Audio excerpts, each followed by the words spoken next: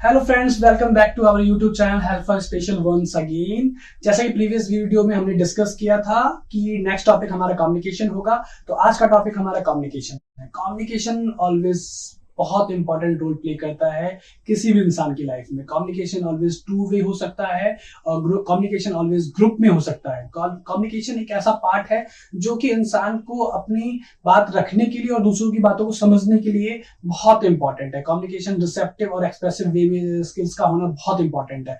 जब आप किसी की बात को रिसीव करते हैं और अपनी बात को एक्सप्रेस करते हैं, तो ये जो पूरा एक प्रोसेस है कम्युनिकेशन करने के लिए, ये अंडरस्टैंडिंग डेवलप करना, लोगों में इंटरेक्शन डेवलप करना, ये सारी चीजें कम्युनिकेशन का के लिए बहुत इंपॉर्टेंट है।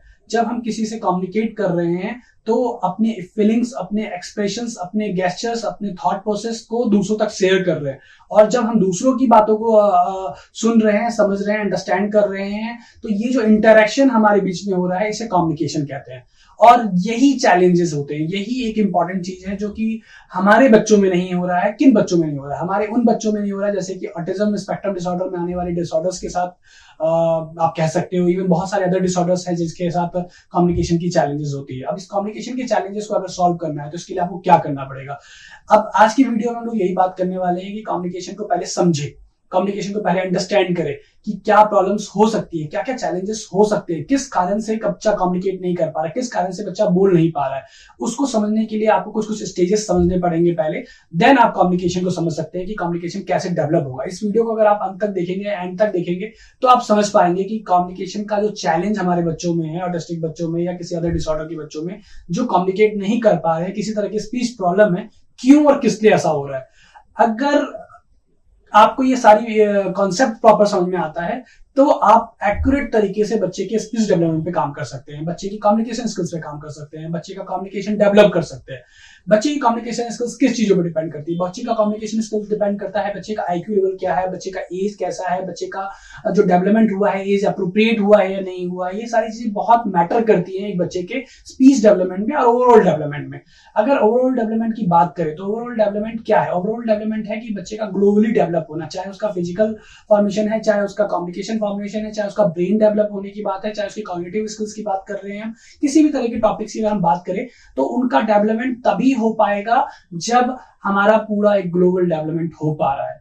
तो अब हम इस वीडियो में जो आगे बढ़ेंगे, आगे बात करेंगे, हम इन्हीं सब चीजों पे बात करने वाले हैं। स्पीच डेवलपमेंट में सबसे पहले आपको ये देखना समझना जरूरी है कि स्पीच, लैंग्वेज एंड कम्युनिकेशन, ये तीन अलग स्टेजेस हैं जो कि किसी की स्पीच डेवलपमेंट में रोल प्ले करता है। स्पीच क्या है? स्पीच है जो साउंड हम लोग प्रोड्यूस कर रहे हैं उसे स्पीच कहते हैं। लैंग्वेज क्या है? जो मोड ऑफ लैंग्वेज हम यूज कर रहे हैं, हिंदी, इंग्लिश, जिस भी लैंग्वेज को हम अंडरस्टैंड कर पा रहे हैं, जिस वर्ड्स को हम अंडरस्टैंड कर पा रहे हैं, जो कि साउंड से कन्वर्ट होकर के वर्ड में कन्वर्ट होता है। और वर्ड जब हमारा अंडरस्टैंडिंग डेवलप होता है तो वो लैंग्वेज डेवलपमेंट होता है। जब लैंग्वेज डेवलप होता है तो लैंग्वेज यानी कि वर्ड्स के जो हम लोग सेंटेंसेस क्रिएट करते हैं, उन वर्ड्स से जो सेंटेंसेस क्रिएट हो पाते हैं उसको कम्युनिकेशन कहते हैं। तो स्पीच, लैंग्वेज एंड कम्युनिकेशन तीनों अलग स्टेजेस हैं। साउंड, लैंग्वेज यानी कि वर्ड्स, वर्ड्स का जो सेंटेंस है वो कन्वर्ट होकर के एक कम्युनिकेशन बनता है। तो स्पीच, लैंग्वेज एंड कम्युनिकेशन, इन तीनों चीजों को समझना बहुत इंपॉर्टेंट है।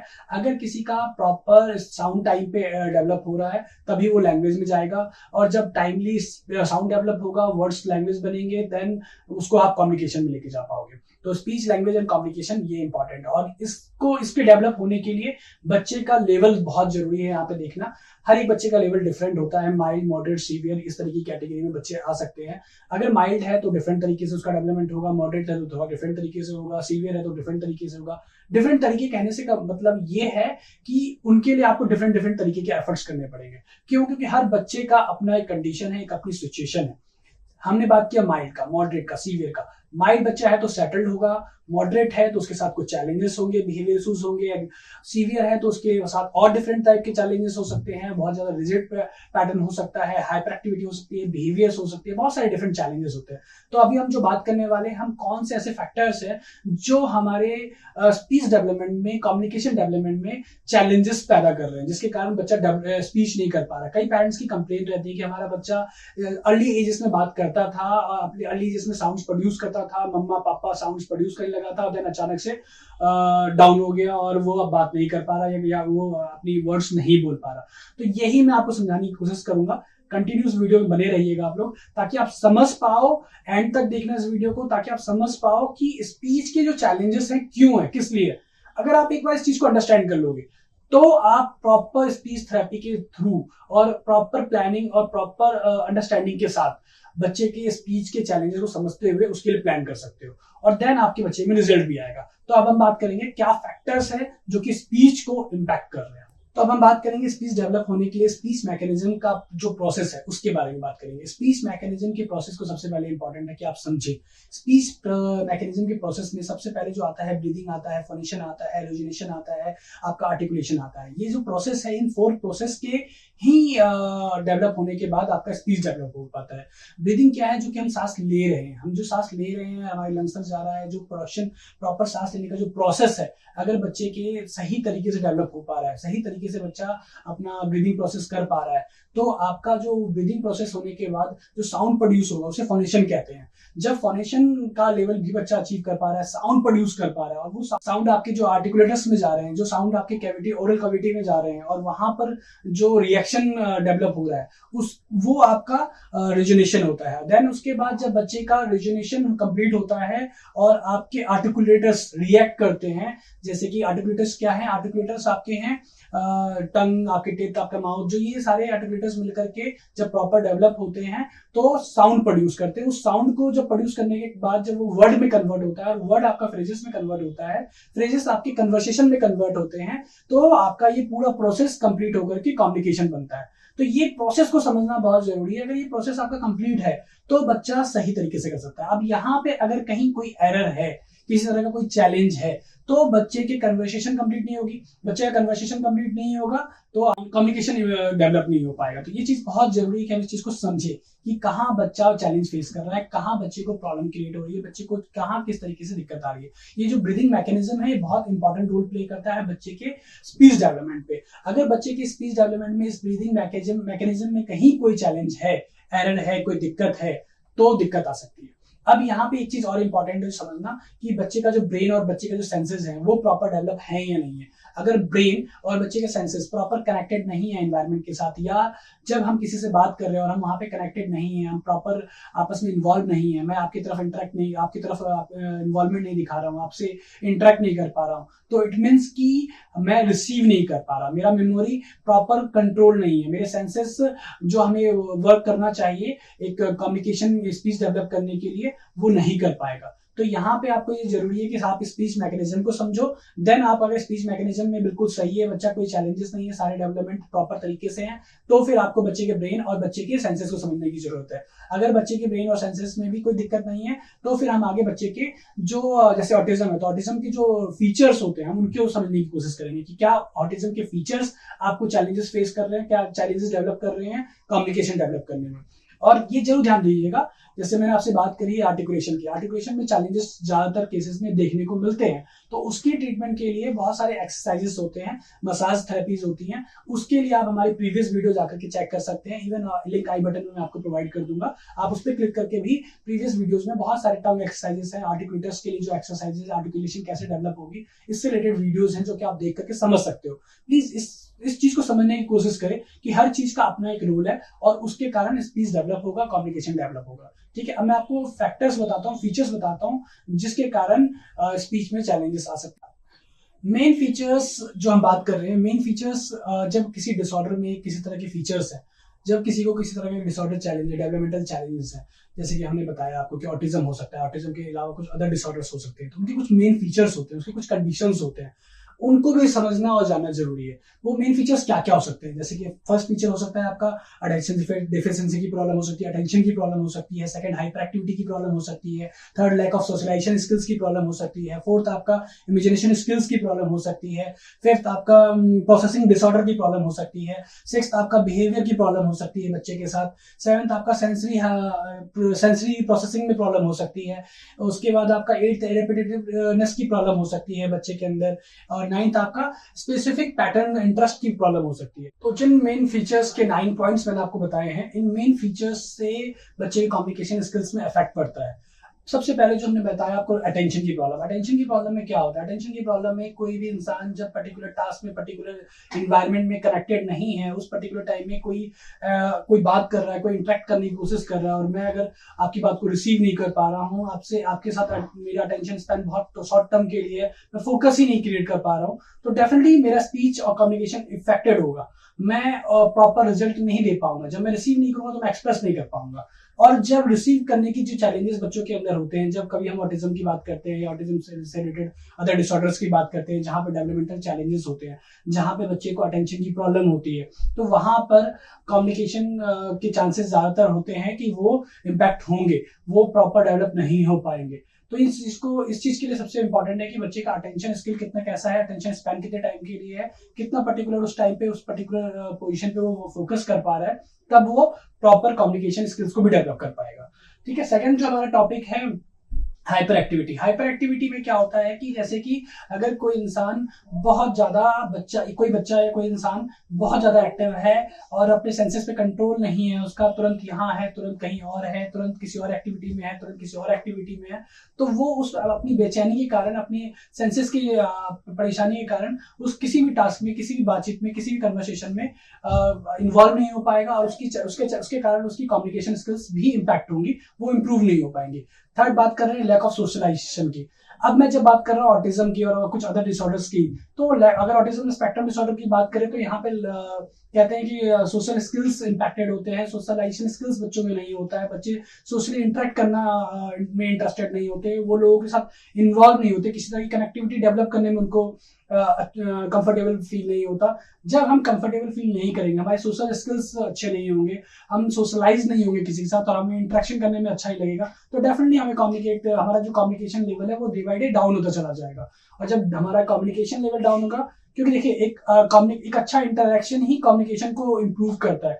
जब हम किसी से एक हेल्दी इंटरेक्शन करते हैं किसी भी टॉपिक पे, किसी भी चीज पे, किसी भी बातचीत को लेकर के, तो हमारा communication day by day improve होता है। लेकिन अगर हम इस चीज का हम इंटरेक्शन नहीं करेंगे, हमें सोशल स्किल्स हमारे डैमेज होंगे, हम प्रॉपर किसी के साथ सोशलाइज नहीं हो रहे हैं, तो इट मीन्स कि हमारा कम्युनिकेशन पार्ट भी इम्पैक्ट होगा। तो सोशलाइजेशन स्किल्स भी बच्चे का बहुत इंपॉर्टेंट रोल प्ले करता है। आपको इस पर भी ध्यान देने की जरूरत है कि क्या आपके बच्चे में सोशल स्किल्स में प्रॉब्लम आ रही है, तो कम्युनिकेशन डेफिनेटली चैलेंजेस हो सकते हैं कम्युनिकेशन के। फोर्थ जो हमने बात किया था इमेजिनेशन स्किल्स की। अब इमेजिनेशन स्किल्स क्या होता है? जब भी हम कभी बात कर रहे होते हैं, हम पर्टिकुलर किसी टॉपिक पे अगर डिस्कस कर रहे होते हैं, तो हम उस टॉपिक से कैसे कनेक्ट कर पाते हैं? क्यों? क्योंकि हमारे माइंड में एक पिक्चर क्रिएट होती है। जब हम किसी चीज के बारे में बात करते हैं तो उसकी पिक्चर क्रिएट होती है। जब वो पिक्चर क्रिएट होती है तो हम उस टॉपिक को याद रख पाते हैं, उसको कनेक्ट कर पाते हैं। अगर वो इमेजिनेशन पावर हमारी नहीं सही से डेवलप होगी तो डेफिनेटली हम उस चीज को याद रखने में हमें चैलेंजेस फेस करने पड़ेंगे। कई बार हमारे बच्चों के साथ ये चैलेंजेस रहते हैं कि वो उनकी जो इमेजिनेशन स्किल्स है वो प्रॉपर्ली हमारे कन्वर्सेशन के साथ कनेक्ट नहीं हो पाते, वो उस चीज को सोच नहीं पाते, समझ नहीं पाते, जो हम बातें कर रहे हैं, जो हम कम्युनिकेट कर रहे हैं, वो उस तक कनेक्ट हो नहीं पाते, उनकी इमेजिनेशन स्किल्स उनको उन कन्वर्सेशन के साथ जोड़ नहीं पाते। तो ये भी एक प्रॉब्लम हो सकती है। या फिर मे बी ये भी हो सकता है कि हम बात कर रहे हैं किसी और चीज के बारे में और हमारे बच्चे जो हैं उनका इमेजिनेशन स्किल्स किसी और दुनिया में कनेक्टेड है। मतलब किसी और दुनिया में कहने का मतलब ये है कि वो किसी और चीज के बारे में सोच रहे हैं, उनका माइंड कहीं और किसी और चीज में है। फॉर एग्जाम्पल कई बार हम लोग क्लाउड देखते हैं तो क्लाउड को हम लोग कनेक्ट करने की कोशिश करते हैं कि क्लाउड से कुछ बन जाए। कई बार हम स्टार देखते हैं तो स्टार से कनेक्ट करने की कोशिश करते हैं। ये क्या? ये इमेजिनेशन स्किल्स है। हमारा जो ब्रेन है वो प्रोसेस करता है कि अच्छा ये चीज इस तरीके से जा रही है तो ये शायद इस तरीके का एक रूप ले सकता है या रूप ले रहा है। स्टार है तो स्टार को हम करेक्ट करके सोचते हैं कि अच्छा स्टार से ये कुछ इस तरह का पिक्चर क्रिएट हो रहा है। तो ये जो इमेजिनेशन स्किल है, यहाँ पे भी कई बार हमारे बच्चों के साथ चैलेंजेस रहते हैं कि हमारे सही कन्वर्सेशन के साथ प्रॉपर इमेजिन नहीं कर पाते कि क्या बात चल रही है, क्या प्रोसेस हो रहा है।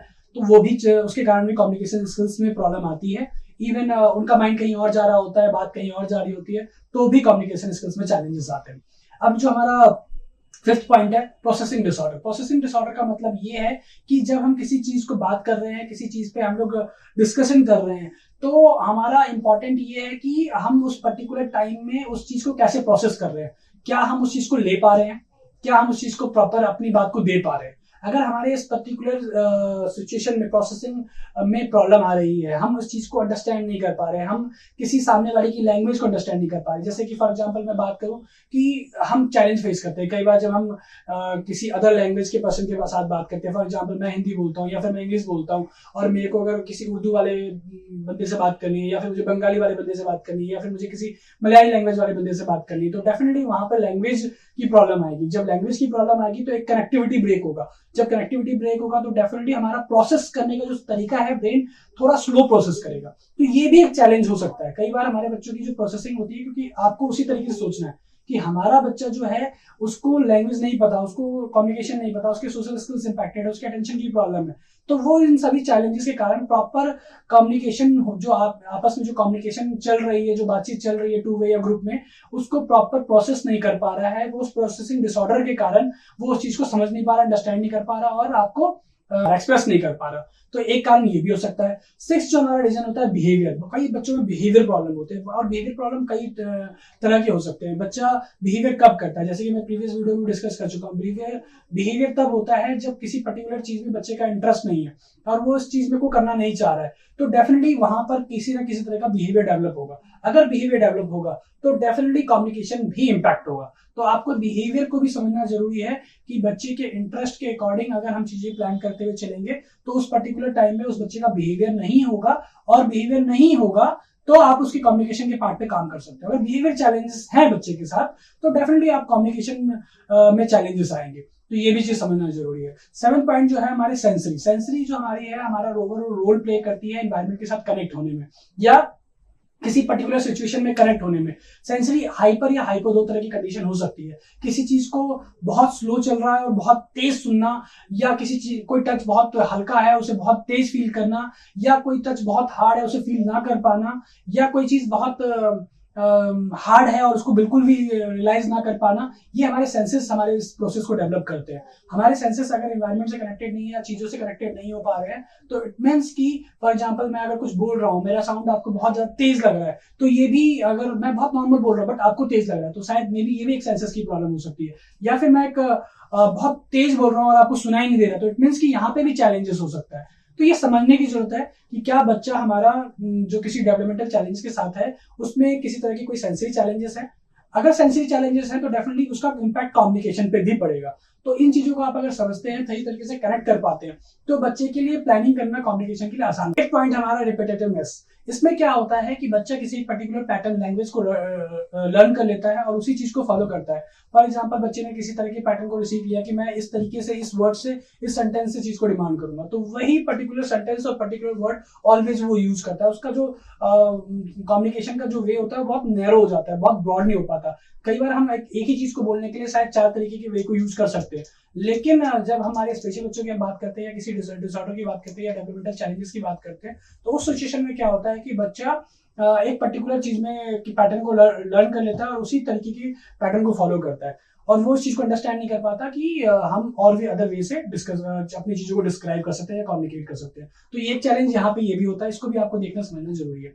9th जो हमारा पॉइंट है स्पेसिफिक इंटरेस्ट। स्पेसिफिक इंटरेस्ट में क्या होता है कि बच्चा का पर्टिकुलर, आपने देखा होगा कई बार, उनका एक जो इंटरेस्ट होता है वो किसी पर्टिकुलर आइटम में, पर्टिकुलर चीज में, पर्टिकुलर थिंग्स में फिक्स होता है और उसके कारण वो भी उनकी बॉडी की एक नीड है, उनकी सेंसेस की एक नीड है। और जैसे फॉर एग्जांपल आपने देखा होगा बच्चों के हाथ में फ्लैश कार्ड है या किसी कोई पर्टिकुलर आइटम है, वो उसी के साथ खेलना पसंद करते हैं, उसी टाइम साथ रहना पसंद करते हैं और उसको फ्लैप करते हैं, उसको उसके साथ एक्टिविटीज करते हैं। तो अब यहाँ पे ये भी एक चैलेंज हो सकता है। इसके कारण भी बच्चे को कम्युनिकेशन में कई बार चैलेंजेस आते हैं कि बच्चा उसी के साथ कनेक्टेड है, उसको कम्युनिकेट करने में इंटरेस्ट नहीं है। तो वहां पर आपको उस पर्टिकुलर आइटम को, उस पर्टिकुलर थिंग को, जब आप स्पीच की क्लासेस लेते हो तो वहां पे आप उस चीज को एज अ रिवॉर्ड यूज कर सकते हो कि आप अगर ये चीज बोलते हो तो आपको ये चीज आपको मिल जाएगी।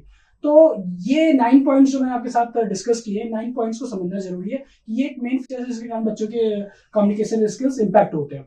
तो इन पॉइंट्स पे आपको ध्यान देने की जरूरत है। बात करेंगे चाइल्ड लेवल की। चाइल्ड लेवल की जो बात करने वाले हैं इसमें भी आपको ध्यान देना है कि जैसे आप पेरेंट्स या प्रोफेशनल जो इस वीडियो को देख रहे हैं, हमारे पास कुछ पॉइंट्स हैं जिनको आपको कनेक्ट करना है अपने बच्चे के साथ। अब देखिए कुछ बच्चे जो होते हैं वो टोटली म्यूट होते हैं, मतलब टोटली नॉन वर्बल होते हैं, किसी तरह का कोई गेस्चर नहीं होता, कोई पॉइंटिंग नहीं होता और म्यूट होते हैं। मतलब म्यूट इन द सेंस कि किसी भी प्रकार से, किसी भी तरीके से कम्युनिकेट नहीं कर पाते हैं।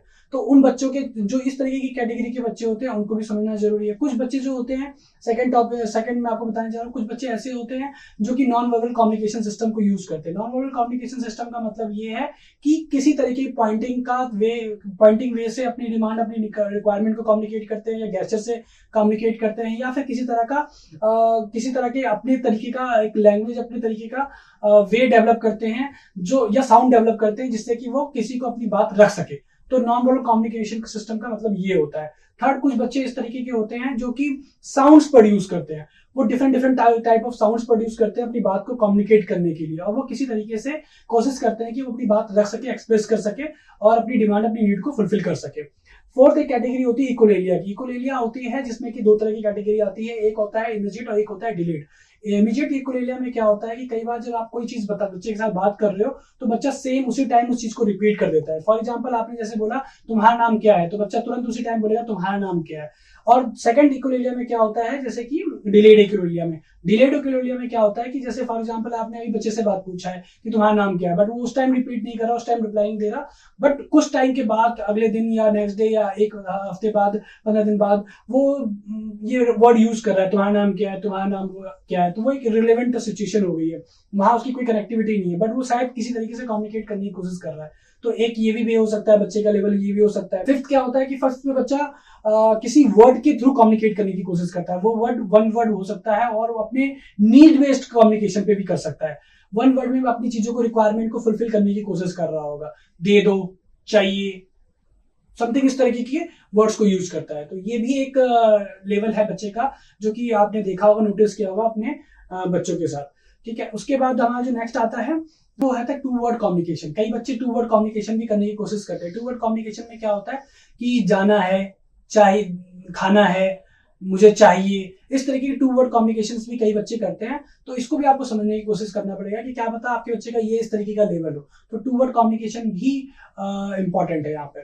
ठीक है, कुछ बच्चे जो होते हैं वो वन साइड कम्युनिकेशन करते हैं। वन साइड कम्युनिकेशन कहने का मतलब ये है कि वो सिर्फ, आप जब क्वेश्चन पुट अप करते हो तुम्हारा नाम क्या है, तो वन वर्ड में आंसर दे देंगे। कुछ जितनी क्वेश्चंस आप पुट अप करते जा रहे हो वो उसी पर्टिकुलर वन वर्ड और कम से कम वर्ड में बोल करके अपने आंसर देने की कोशिश करेंगे। ऐसा क्यों होता है? क्योंकि कई बच्चे बहुत जो इस तरह के चैलेंजेस वाले बच्चे होते हैं, उनके अंदर lack of socialisation, lack of communication और लैक ऑफ इमोशनल स्किल्स होने के कारण कई बार इस तरह की सिचुएशंस आती है कि वो वन वर्ड और टू वर्ड में ही कम्युनिकेट करने की कोशिश करते हैं, या फिर ये ऐसी कोशिश करते हैं कि वो सिर्फ आपके क्वेश्चंस का आंसर दे दे, अदरवाइज बाकी किसी टॉपिक से लेना देना नहीं है या कुछ ज्यादा बात करने में इंटरेस्टेड नहीं होते। तो ऐसा भी देखा जाता है कई बच्चों में। लास्ट एक ये भी चीज देखा जाता है कि कई बच्चे एक्सेसिव टॉक करते हैं। मतलब इस तरीके की एक्सेसिव टॉक होती है कि वो इररिलेवेंट होती है और एक नॉर्मल कम्युनिकेशन को की तरह दिखने लगती है। मतलब वो अगर किसी चीज को डिमांड कर रहे हैं तो जब तक वो फुलफिल ना हो जाए, कंटिन्यू पेरेंट्स के फेस पे जाकर के या फिर कंटिन्यू किसी चीज में वो बोलते ही रहते हैं और जब तक रिजिड पैटर्न की तरह वो कंटिन्यू उसको रिपीट करते रहते हैं जब तक वो डिमांड फुलफिल ना हो जाए। तो ये कुछ लेवल्स हैं जो कि आपको अपने बच्चे के अंदर नोटिस करना है as a professional, as a parents. अगर आप इस तरीके की चीजें नोटिस कर रहे हैं तो इन पे भी, इन सब पैटर्न्स के ऊपर भी आगे का कम्युनिकेशन डिपेंड करता है कि कम्युनिकेशन में कितने इंप्रूवमेंट आएंगे, कितने नहीं आएंगे। अब ओवरऑल मैंने आपको वीडियोस के इस पूरे वीडियो में काफी कुछ बताया है कि एक क्या बच्चे के चैलेंजेस हो सकते हैं और क्या बच्चे के स्टेजेस हो सकते हैं, जिसके बेस पे आप ये डिसाइड कर सकते हो कि बच्चे का कम्युनिकेशन कैसा है, किस तरीके का है, किस तरीके का नहीं है। आप अपने बच्चे से इस चीज को मैच कर सकते हो। तो इस पूरी वीडियो में हमने कोशिश किया है कि आपको प्रॉपर कनेक्ट कर पाए आपके चैलेंजेस के साथ कि आपका बच्चा कहाँ, किस जगह पे लैग कर रहा है, किस तरह की प्रॉब्लम को फेस कर रहा है। अगर बच्चे की स्टार्टिंग फेज में प्रॉब्लम है तो आप उस चीज को अंडरस्टैंड करें, बच्चे की डेवलपमेंटल एज में प्रॉब्लम है तो उस चीज को अंडरस्टैंड करें, या बच्चे के साथ कम्युनिकेशन है और वहां पर आप उसे सही से डेवलप नहीं कर पा रहे हैं तो उस चीज को आप अंडरस्टैंड करें। अब इन तीनों से स्टेज को अगर आप एक बार अच्छे से पूरी इस वीडियो को आपने अगर देखा होगा, समझा होगा, तो आप अंडरस्टैंड कर पाएंगे कि आपके बच्चे के किस स्टेज में चैलेंज है और कहाँ पे काम करने की रिक्वायरमेंट है और किस केस में इंप्रूवमेंट आने के चांसेस हैं, किस तरीके के बच्चे में इंप्रूवमेंट आने के चांसेस हैं। अगर आपको कहीं भी लगता है कि कोई ऐसी चीज है जो मैं मिस कर रहा हूं, या फिर आपको ऐसा लगता है कि कुछ आपके केस में डिफरेंट है, आपके बच्चे के साथ कुछ डिफरेंट सिचुएशन है, तो आप हमारे साथ वो चीज शेयर कर सकते हैं। इवन अगर आपके साथ इस तरह के कोई भी चैलेंजेस हैं जहां पे भी आपने नोटिस किया होगा मेरी इस पूरी वीडियो के अंदर, तो आप उस चीज के लिए कंटिन्यू स्पीच थेरेपी करा सकते हैं। अब अगर आप चाहेंगे कि नेक्स्ट मैं वीडियो इस टॉपिक पे लेकर आऊं कि किस तरीके से क्या क्या मेथड हैं जिससे कि कम्युनिकेशन स्किल्स को इम्प्रूव किया जा सकता है, तो आप मुझे कमेंट करें। मैं डेफिनेटली नेक्स्ट वीडियो इस टॉपिक पे भी लेकर के आऊंगा कि कैसे कम्युनिकेशन स्किल्स को इम्प्रूव किया जा सकता है। और तब तक के लिए आप ये कर सकते हैं कि आई बटन में आपको एक लिंक प्रोवाइड करूंगा मैं, जिसपे आप क्लिक करके, या डिस्क्रिप्शन में भी आपको लिंक प्रोवाइड करूंगा जिसपे आप क्लिक करके पूरी एक वीडियो सीरीज, पूरी एक स्पीच थेरेपी की वीडियो सीरीज है जिसको आप फॉलो करेंगे। तो उसमें बहुत सारे टंग एक्सरसाइजेस हैं, बहुत सारे मसाज थेरेपी है, बहुत सारी ओरल मोटर एक्सरसाइजेस हैं, इस तरह के ब्लोइंग एक्सरसाइजेस एक्टिविटीज हैं जो कि बच्चे के स्पीच डेवलपमेंट में हेल्प करती है। तो अगर आप उसको भी फॉलो करते हैं तो काफी कुछ आपको आप कनेक्ट कर पाएंगे और बच्चे के अंदर इंप्रूवमेंट लेकर के आ पाएंगे। होप, मैं उम्मीद करता हूं कि मैंने आपकी काफी हद तक आपके साथ कनेक्ट करने की कोशिश किया होगा, या आपकी प्रॉब्लम को आप तक सही तरीके से एक डायरेक्शन में समझाने की कोशिश किया होगा। आप लोगों से रिक्वेस्ट है कि प्लीज इस वीडियो को जितना हो सके शेयर करें, ताकि उन लोगों तक ये वीडियो पहुंच सके जो अब तक ये समझ नहीं पा रहे कि उनके बच्चे के साथ किस तरह की चैलेंज है और किस सिचुएशन में है, वो क्या इंप्रूवमेंट के चांसेस हैं या नहीं है, या किस तरीके की कंडीशन है, किस एज, क्या डेवलपमेंटल चैलेंजेस फेस कर रहे हैं या कम्युनिकेशन की चैलेंजेस फेस कर रहे हैं, किस तरीके का प्रॉब्लम है। ये तभी समझ पाएंगे वो लोग जब उनको प्रॉपर डीपली इस चीज का नॉलेज होगा। तो आप लोगों से रिक्वेस्ट है, प्लीज जितना हो सके इस वीडियो को लाइक करें, शेयर करें। शेयर करने से हमें मोटिवेशन मिलता है और आपका शेयर किसी न किसी को सपोर्ट करता है। वो नीडी जिसके पास ये थेरेपी, ये सेशंस लेने के लिए, ये क्लासेस लेने के लिए शायद फाइनेंशियल कंडीशंस अवेलेबल नहीं है, या और डिफरेंट सिचुएशंस हो सकती है, या फिर वहां पे स्पेशलिस्ट अवेलेबल नहीं है। तो दोस्तों, आपसे रिक्वेस्ट है कि प्लीज हमारे चैनल को सब्सक्राइब करें और मिलते हैं फिर अब हम नेक्स्ट वीडियो में। Thank you so much.